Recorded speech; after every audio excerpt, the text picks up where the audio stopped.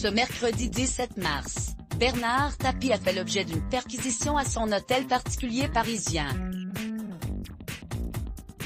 Il a ainsi eu un vif échange avec les policiers venus récolter les données de ses téléphones et de son ordinateur portable. Bernard Tapie a eu une très mauvaise surprise le mercredi 17 mars dernier.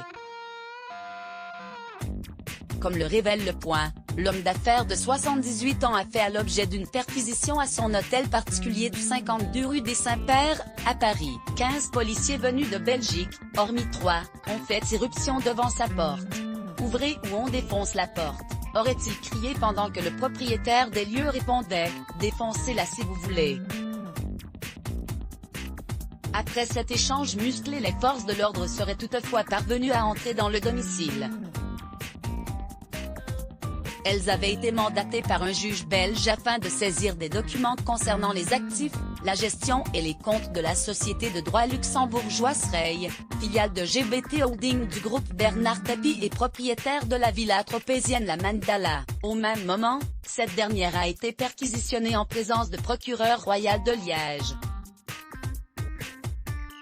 Bernard Tapie s'est absenté pour un rendez-vous médical attendu à l'hôpital de la Pitié-Salpêtrière, où il est soigné pour son cancer. Bernard Tapie a pu quitter les lieux. Il a toutefois demandé à son épouse Dominique, à leur fille ainsi qu'à l'époux de cette dernière de répondre aux questions des enquêteurs.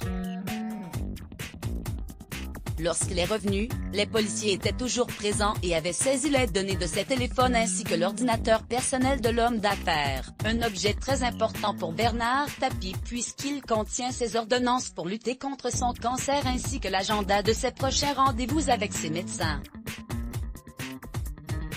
Je veux souligner l'humanité et la compréhension de ces policiers.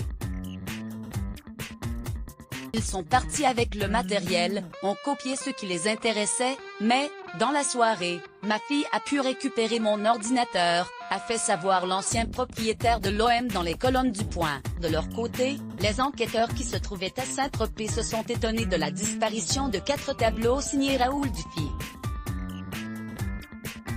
Ils se sont également attardés sur un coffre-fort qui se trouvait dans la demeure. Bernard Tapie leur a expliqué que celui-ci était vide et que les tableaux avaient été, comme chaque année à cette période, déplacés dans un lieu sûr. Mais les enquêteurs ont malgré tout découpé au chalumeau la chambre forte, pour finalement ne rien y trouver. Mot-clé Let's Block ADS. Why?